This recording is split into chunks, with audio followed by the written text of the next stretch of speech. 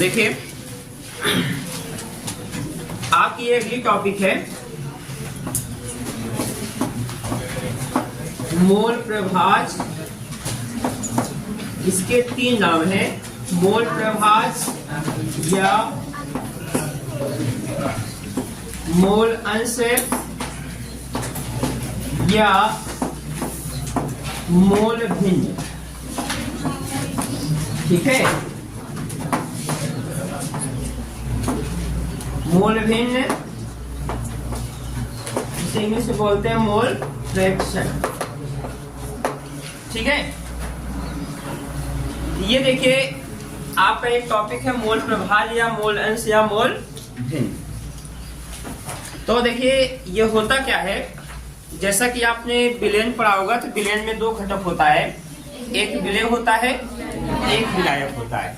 ठीक है, थोड़ा परिभाषा सुनिएगा ध्यान से। किसी विलयन में यानी विलयन में उपस्थित किसी घटक के मोलों की संख्या, विलयन में उपस्थित किसी घटक के मोलों की संख्या तथा विलयन में कुल मोलों की संख्याओं के योग के अनुपात को उस घटक का मोल अंश या मोल प्रभाज कहते हैं। ठीक है, कहने का मतलब कोई भी विलयन है, विलयन में 2 घटक होगा, एक विलय होता है, विलायक। यदि आप विलय का मोल प्रभाज निकाल रहे हैं तो हो जाएगा विलय के मोलों की संख्या, ठीक है, और विलय और विलायक के मोलों की संख्याओं के योग का अनुपात ही क्या कहलाता है, उस घटक का जो है मोल अंश कहलाता है, मोल प्रभाज कहलाता है।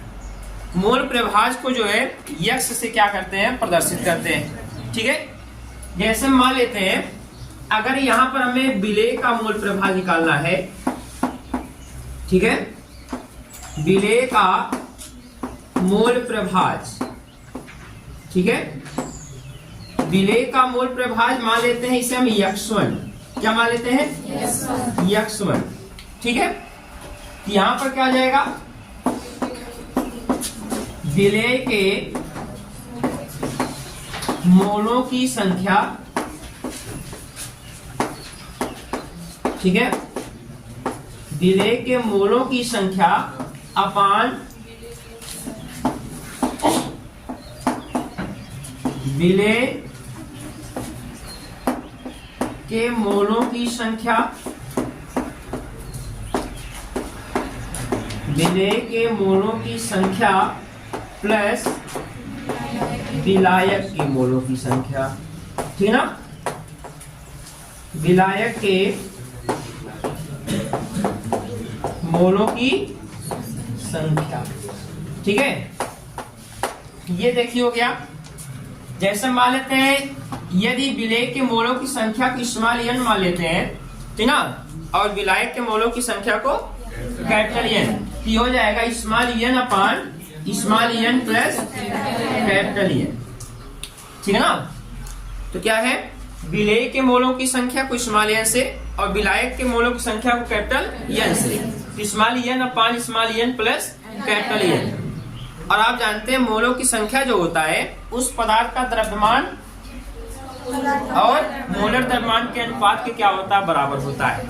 तो यहाँ पर अगर आप लिख सकते हैं इसको, या तो आप ऐसे भी लिख सकते हैं x1 बराबर ये हो गया, ठीक है, या आप इसे लिख सकते हैं या x1 equal to small w upon small m। समझे, विलय का द्रव्यमान बटे, बल्कि इसको कैपिटल में स्मॉल में लीजिए, ठीक है। इसके बाद जो ये हो जाएगा small w upon small m plus capital W upon capital M। ठीक है, चूंकि जानते हैं मोलों की संख्या जो है पदार्थ का द्रव्यमान और मोलर द्रव्यमान के क्या होता है, बराबर होता है, अनुपात के बराबर होता है। ठीक है, ये आपका जो है विलय का मोल प्रभाज एक x1 एक टॉपिक ये हो गया। ठीक, इसके बाद जो है आपका दूसरा इसमें है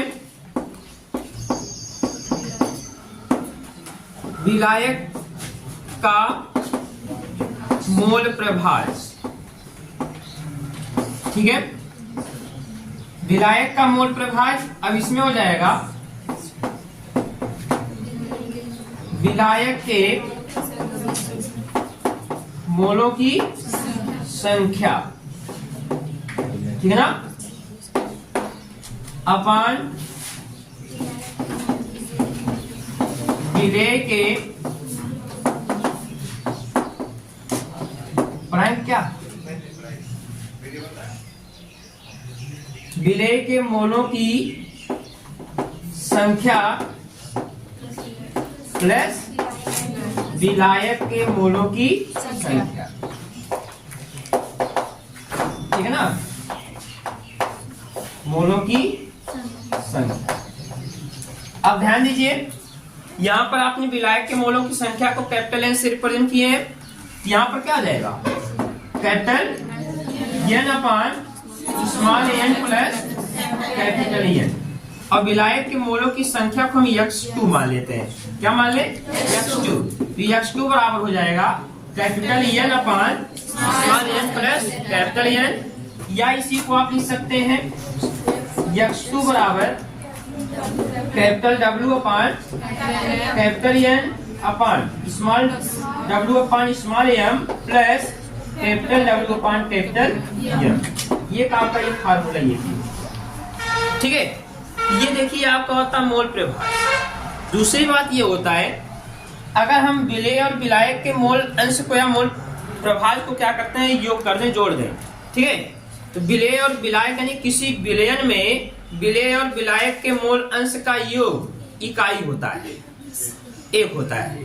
कहने का मतलब मान लेते हैं विलयन का मोल प्रभाज हमारा क्या है, यक्स है, तो ये हो जाएगा x1 प्लस x2। ध्यान समझिएगा, ठीक है। जैसे अगर हम विलयन का मोल अंश निकालते हैं तो विलयन के मोल अंश को हम x मान लेते हैं, x equal to x1 plus x2, चूंकि विलेय का मोल अंश प्लस विलायक का मोल अंश, ये आपका हो जाएगा। यहाँ पर आप इसी के टर्म में अगर लिखते हैं small N upon small N plus capital N, क्यों जी, और plus capital N upon small N plus capital N, ठीक है। तो यहाँ पर देखिए जो आपका ये दोनों की हर जो है समान होता है, तो यहाँ क्या हो जाएगा, ये small N upon capital N upon small N plus capital N, जबकि कटने के बाद कितना आएगा, ये एक आएगा, समझे ना। यहाँ पे देखिए यही इतना हमको मोल अंश में देखना है, ठीक। एक चीज और ध्यान दीजिएगा, मोल अंश के अगर हम यूनिट की बात करें तो हम ऐसा जानते हैं ऊपर भी मोल है और नीचे भी क्या है, दोनों मोल है। इसका मात्रक भी आपके जो है मोल के रूप में ही आप लेंगे, समझ ना। इसमें मोल तो ऊपर दोनों कैंसिल हो जाएगा, ठीक है। आंसर में कभी या तो वैसे ही दिया जाता है या तो मोल के टर्म उसको लिखा ही जाता है, समझ ना। सिर्फ मोल लिख सकते हैं या तो वैसे भी लिख सकते हैं, उसमें कोई दिक्कत नहीं, ठीक। ये इतनी चीजें देखनी, ठीक। चलिए देखिए लिख लीजिए तो मोल अंश,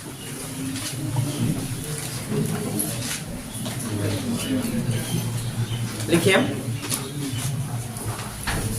विलयन में उपस्थित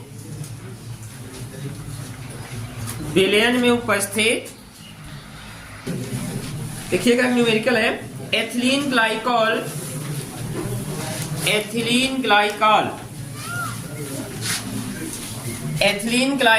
के मोल अंश की गणना कीजिए।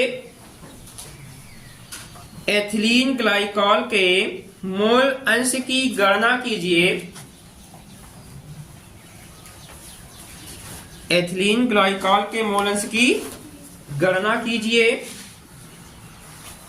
यदि विलयन में एथिलीन ग्लाइकॉल का यदि विलयन में एथिलीन ग्लाइकॉल का 20%, यदि विलयन में एथिलीन ग्लाइकॉल का 20% द्रव्यमान उपस्थित हो, 20% द्रव्यमान उपस्थित हो, ठीक है। एक सवाल में बता लीजिए, इसके बाद फिर हम मेहनत करिएगा, ठीक है। ध्यान दीजिए, यहां पर देखिए कितना परसेंट हमारे पास विलयन है, 20 प्रतिशत, ठीक है, वो भी किसके रूप में, ये द्रव्यमान, ये द्रव्यमान प्रतिशत के रूप में है, तो यानी कह सकते हैं W/W के रूप में। अगर 20% आपका विलयन है तो इसमें विलेय कितना ग्राम होगा और विलायक कितना ग्राम होगा? क्यों जी? इसमें क्या होगा? हाँ, 20%, यानी कह सकते हैं 100 ग्राम विलयन में, क्यों जी, 100 ग्राम विलयन में 20 ग्राम क्या होगा? विलेय, और 80 ग्राम क्या होगा? विलायक, ठीक है। ये देखिए, इसीलिए इसके पहले जो भी चीज आपको बताएगी इसलिए बताया गया, क्योंकि इसके बाद जितने भी न्यूमेरिकल आएंगे सब ऐसे परसेंटेज में ही आएंगे, ठीक है। तो यहाँ पे देखिए एथिलीन ग्लाइकॉल का जो सूत्र होगा C2H6O2 का द्रव्यमान, यानी अब ये विलेय होगा ना, इसका द्रव्यमान कितना हो जाएगा? 20 ग्राम हो जाएगा, ठीक है। और एथिलीन ग्लाइकॉल का इसका मान क्या होगा? स्मॉल w ले लीजिए ना। अब एथिलीन ग्लाइकॉल का मोलर द्रव्यमान, क्यों जी, मोलर द्रव्यमान इट मींस स्मॉल m ले सकते हैं। तो कार्बन का होता है 12 दूनी 24, ये हो जाएगा 12 दूनी 24 धन हाइड्रोजन का एक होता थोड़ा कितना 6 और 16 दूनी 32, ठीक ना, कितना जाएगा? 62 आ जाएगा ये, ठीक है। इसके बाद जो है आप एथिलीन ग्लाइकॉल के मोलों की संख्या निकाल सकते हो, नहीं? एथिलीन ग्लाइकॉल के मोलों की संख्या, यानी स्मॉल n का मान विलेय के रूप में होगा ना, ये स्मॉल n बराबर क्या हो जाएगा? Small w upon small m, ये आपको हो जाएगा कितना? 20/62, तो 2 से कटेगा ये, 2 3 6 2 1 2 और हो जाएगा 10, हो गया 10/31, ये हो जाएगा 0 कितना 3 30 90, 0.32 आएगा ये, ठीक है। इसी प्रकार से इसमें आपका इतना हो गया। अब यहाँ पे विलायक, तो विलायक का मतलब क्या हो गया? इसमें H2O, विलायक का द्रव्यमान कितना लिखा गया ना, यानी एक कैपिटल W हो जाएगा ना, कितना ग्राम? 80 ग्राम, ठीक है। और H2O का मोलर द्रव्यमान कितना होता है? कैपिटल M, ये हो जाएगा 18, ठीक है। फिर यहाँ पे H2O के मोलों की संख्या निकाल सकते हैं, मोलों की संख्या कैपिटल N कितना जाएगा? 80/18, हो जाएगा 2 9 18, 2 चौका 8, कितना जाएगा? हो जाएगा 4.44 आ जाएगा, ठीक। अब यहाँ पर देखिए मोल अंश निकालना है, दोनों का भी निकालना है, ठीक है। तो यहाँ पर अगर हम x1 निकालेंगे, x1 मतलब किसका होगा? ये एथिलीन ग्लाइकॉल का, एथिलीन ग्लाइकॉल का मोल अंश, ठीक है ना, x1 स्मॉल n अपान small n plus capital N। Small n का मान कितना है? 0.32 हो जाएगा, 0.32 प्लस 4.44, तो कितना जाएगा ये? 0.32 अपान, इसको ऐड कर दीजिए 4.76, इसे आप डिवाइड करेंगे, ठीक है, कितना आएगा इसमें? ये हो जाएगा 32/476, ठीक। 0.068 ये इतना आएगा विलय का, ठीक। अब इसके बाद अगर आप उसमें विलायक का मोलस निकालते हैं तो आप जानते हैं, चाहे वही फार्मूला आप अप्लाई कर सकते हैं, यक्स बराबर क्यों जी। अब इसमें आप निकाल लीजिए उसका जल का H2O, H2O का मोलेंस बराबर यानी X2 कितना हो जाएगा ये, capital N upon small n plus capital N, small n का मान 4.44 अपॉन 0.32 प्लस कितना जाएगा 4.44, तो बराबर हो जाएगा इतना अपॉन कितना है 4.76, इसमें कितना आएगा